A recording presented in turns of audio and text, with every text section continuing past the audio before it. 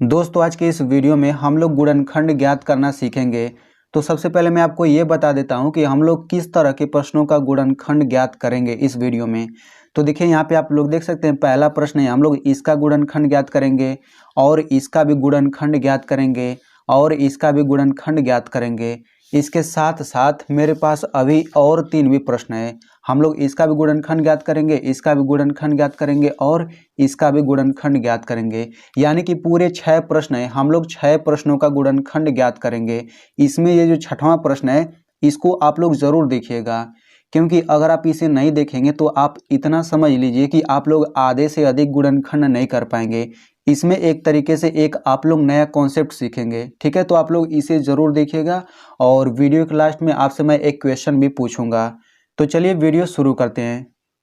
तो देखिए गुणनखंड ज्ञात करने से पहले हम लोग कुछ बेसिक रूल समझ लेते हैं, तब जा करके हम लोग ये गुणनखंड बहुत ही आसानी से कर सकते हैं। ठीक है, तो देखिए आपको केवल 2 चीज़ें समझना है। पहला चीज़ ये, यानी कि पहला रूल आप लोग कह सकते हैं कि जब भी कोई संख्या रहे और कोई अंग्रेजी का लेटर आए और अगर उनके बीच में कोई चिन्ह नहीं रहता तो समझिए कि उनके बीच में गुणा का चिन्ह है। एग्जाम्पल के लिए जैसे मान लीजिए यहाँ पे 8 यक्स है। ठीक है, तो यहाँ पे 8 संख्या है, यक्स जो है अंग्रेजी का लेटर है। तो अंग्रेजी का लेटर में जब भी कहूँगा तो आप लोग ये समझिएगा अंग्रेजी के लेटर कितने होते हैं, ABCDEFGH ऐसे पूरे जेड तक, यानी कि पूरे 26 अंग्रेजी के लेटर होते हैं। तो जब भी कोई संख्या रहे और कोई अंग्रेजी का लेटर रहे और उनके बीच में कोई चिन्ह नहीं रहे तो आप इतना समझिएगा कि उनके बीच में गुणा का चिन्ह है। जैसे यहाँ पे देखिए संख्या और अंग्रेजी के लेटर के बीच में कोई चिन्ह नहीं है, तो इसका मतलब इनके बीच में गुणा का चिन्ह है, यानी कि इसको हम इतना लिख सकते हैं। ठीक है, ठीक है, यही रूल इस तरीके से भी अप्लाई होता है कि जब कोई अंग्रेजी का लेटर आए और कोई दूसरा अंग्रेजी का लेटर आ जाए तो उनके बीच में हमेशा गुणा का चिन्ह रहता है। जैसे मान लीजिए यहाँ पे एक्स वाई है, तो यहाँ पे एक्स वाई दोनों अंग्रेजी का लेटर है और इनके बीच में कोई चिन्ह नहीं है, तो हम क्या समझेंगे कि इनके बीच में गुणा का चिन्ह है। ठीक है, ऐसे ये इस तरीके से भी हो सकता है। मान लीजिए 8 हो गया, फिर A² B हो गया, तो यहाँ पे देखिए 8 संख्या हो गया, A अंग्रेजी का लेटर हो गया, B भी अंग्रेजी का लेटर हो गया और इन तीनों के बीच में कोई चिन्ह नहीं है, तो हम गुणा समझेंगे। 8 गुणा A² गुणा B, इसका मतलब इतना होगा। ठीक है, अब यहाँ पे दूसरा रूल भी समझ लेते हैं कि देखिए जब भी कोई संख्या रहता है, जैसे मान लीजिए यहाँ पे 5 है और उस पर कोई घात मान लीजिए 3 हो गया, तो नीचे वाले इसको हम लोग आधार कहते हैं, इसको हम लोग घात कहते हैं। ठीक है, तो जब भी आधार पर जितना घात रहता है हम लोग आधार का उतनी बार गुणा करते हैं, यानी कि 5 पर 3 घात का मतलब यही होगा कि 5 का 3 बार गुणा, यानी कि ये और ये दोनों बराबर चीज़ है। वैसे ही मान लीजिए यहाँ पे x पर 3 घात है, तो हम क्या समझेंगे, आधार x पर 3 घात है तो आधार x का हम लोग 3 बार ऐसे गुणा करेंगे। वैसे ही मान लीजिए अगर y पर स्क्वायर यानी कि y पर 2 घात है तो हम लोग क्या समझेंगे, y का 2 बार गुणा समझेंगे। और इसका उल्टा भी सही है। एग्जाम्पल के लिए जैसे मान लीजिए A गुणा A गुणा A गुणा A, यहाँ पे A 4 बार गुणा हुआ है ना, तो हम इसको 60 में A पर 4 घात ऐसे लिख सकते हैं। वैसे ही मान लीजिए अगर x का ऐसे 3 बार मान लीजिए 4 बार गुणा किया गया है तो इसको भी क्या समझेंगे, x पर 4 घात समझेंगे। मान लीजिए आपको केवल इतना दिया गया है तो इसको 60 में y पर 2 घात लिखेंगे। तो आई होप आपको समझ आ गया होगा। अब चलिए हम लोग प्रश्नों की तरफ बढ़ते हैं। ठीक है, तो सबसे पहले हम लोग इसका गुणनखंड ज्ञात करेंगे। तो यहाँ पे देखिए 12x² y है ना, तो इसमें हम लोग क्या करेंगे, तो देखिए यहाँ पे संख्या 12 हो गया, यहाँ पे यक्स अंग्रेजी का लेटर हो गया, y भी अंग्रेजी का लेटर हो गया, तो इनके बीच में गुणा होगा, यानी कि 12 गुणा x² गुणा y, तो इसको हमने गुणा के रूप में लिख दिया। अब इसके बाद क्या करेंगे हम लोग, यहाँ पे जो संख्या 12 है ना, हम लोग 12 का गुणनखंड करेंगे कुछ इस तरीके से।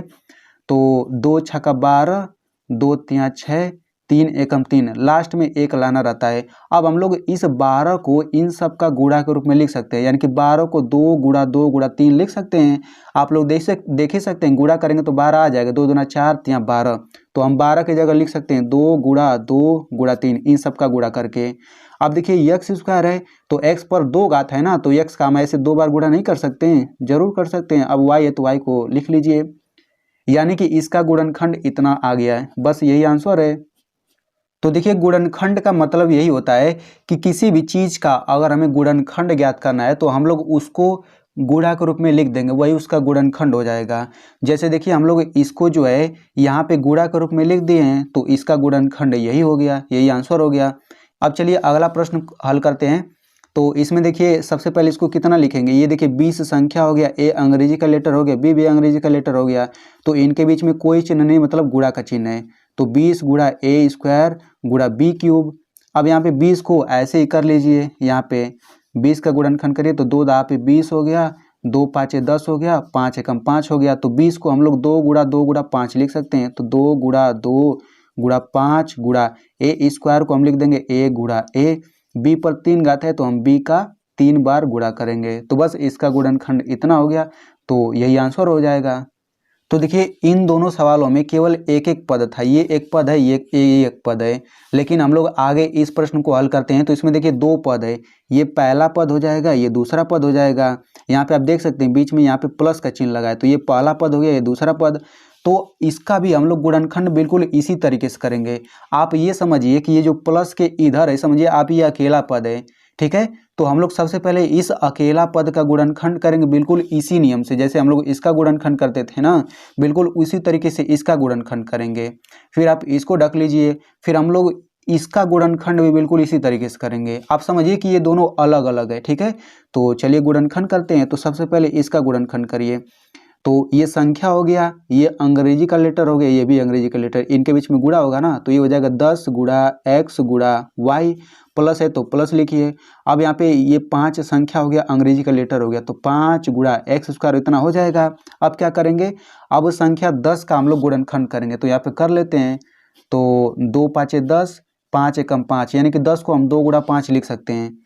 तो 2 गुणा 5 हो जाएगा, यक्स को यक्स लिखिए, वाई को वाई लिखिए, फिर प्लस है तो प्लस लिखिए। अब यहाँ पे ये हो जाएगा 5 गुणा, अब चूंकि 5 को तो और छोटा कर नहीं सकते हैं इस तरीके से। अब यहाँ पे एक्स स्क्वायर है तो इसको लिखेंगे यक्स गुणा एक्स, ठीक है। अब यहाँ पे आप देख सकते हैं कि इसका गुणनखंड इतना आ गया, इसका गुणनखंड इतना आ गया।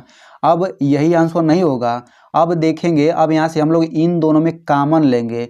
आपने जब सवाल हल करते होंगे तो आप लोग कॉमन सुने होंगे। तो यहाँ पे देखिए मैं आपको बताना चाहता हूँ कि कॉमन का मतलब ये होता है कि जो दोनों में होता है उसी को ही कॉमन कहते हैं। तो इन दोनों में क्या क्या आपको दिख रहा है, देखिए इसमें 5 दिख रहा है, इसमें भी 5 है, तो 5 कॉमन हो गया। इसमें यक्स है, इसमें भी यक्स है, तो यक्स कॉमन हो गया।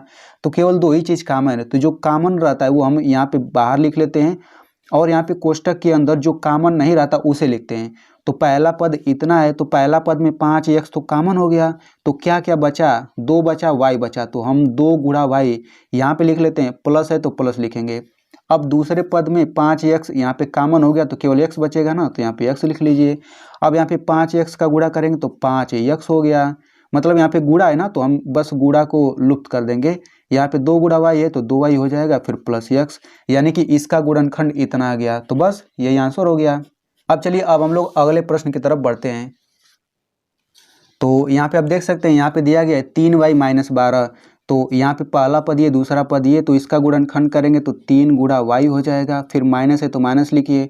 अब 12 का गुणनखंड कर लेते हैं, तो ये हो जाएगा 2 छक्का 12, 2 तिया 6, 3 एकम 3, यानी कि 12 को हम इन सब का गुणा के रूप में लिख सकते हैं, 2 गुणा 3। अब चूंकि दोनों का गुणनखंड हो गया तो दोनों में कॉमन देखिए, तो इसमें 3 है, इसमें भी 3 है, ठीक है। अब इसके अलावा कोई दोनों में मैच नहीं कर रहा तो 3 यहाँ पे लिख लेंगे, यही कॉमन हो जाएगा। यहाँ पे कोष्टक लगा लेते हैं। अब पहला पद ये है तो इसमें y बच गया है, तो y हो जाएगा माइनस है तो माइनस लिखिए। अब यहाँ पे 2 गुणा 2 बच रहा है तो लिख लीजिए 2 गुणा 2, तो ये हो जाएगा 3 कोष्टक में y माइनस 2 दूना 4, तो इसका गुणनखंड इतना हो गया, तो यही आंसर हो जाएगा। अब यहाँ पे इसको हम लोग हल करते हैं। तो यहाँ पे देखिए पहला पद ये, दूसरा पद ये, तो अलग अलग इसका गुणनखंड करते हैं। तो यहाँ पे देखिए ये हो जाएगा 18 गुणा a गुणा b, माइनस है माइनस लिखिए। यहाँ पे ये हो जाएगा 12 गुणा, अंग्रेजी का लेटर है ना तो यहाँ पे गुणा रहेगा, यहाँ पर भी गुणा, तो a स्क्वायर गुणा b हो गया। अब उसके बाद 18 का हम लोग इस तरीके से गुणनखंड करते हैं।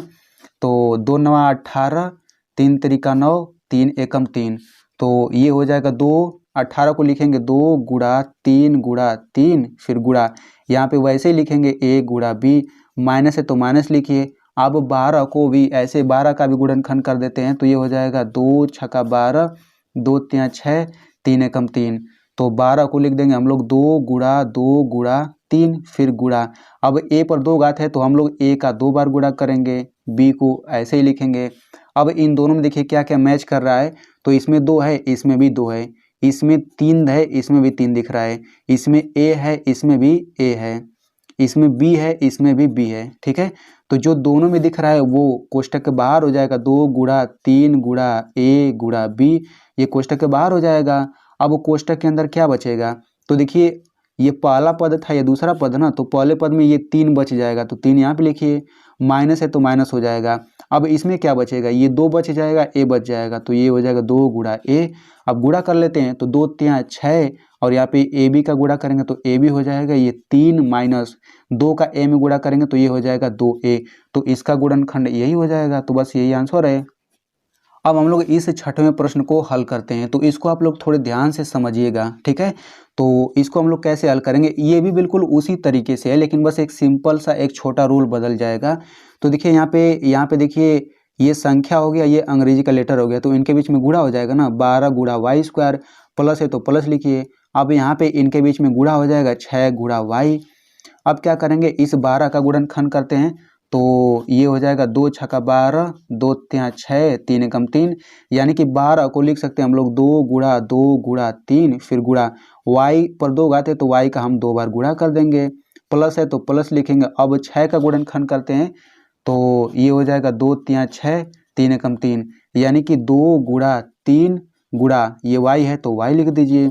ठीक है, अब इन दोनों में क्या क्या दिख रहा है, 2 दिख रहा है, 2 दिख रहा है, 3 दिख रहा है, 3 दिख रहा है, y दिख रहा है, y दिख रहा है। ठीक है, अब जो जो दोनों में है उसको बाहर लिख लेते हैं, 2 गुणा 3 गुणा y। अब देखिए यहाँ पे क्या बचेगा, यहाँ पे 2 बचेगा, यहाँ पे y बचेगा, तो 2 गुणा y हो जाएगा, प्लस है तो प्लस लिखिए। अब देखिए इसमें कुछ बच नहीं रहा है, ठीक है ना, तो जब कुछ भी नहीं बचता तो हम लोग एक मान करके चलते हैं, यहाँ पे एक लिख लीजिए। तो बस आप समझिए कि बस यही एक अलग रूल था। तो यहाँ पे जब कुछ भी नहीं बचेगा तो आप एक हमेशा मान करके चलिएगा। तो यहाँ पे ये हो जाएगा 2 तिया 6, अब यहाँ पे y हो जाएगा। अब यहाँ पे इसका गुणा करेंगे तो 2y + 1, तो इसका गुणनखंड ये हो गया।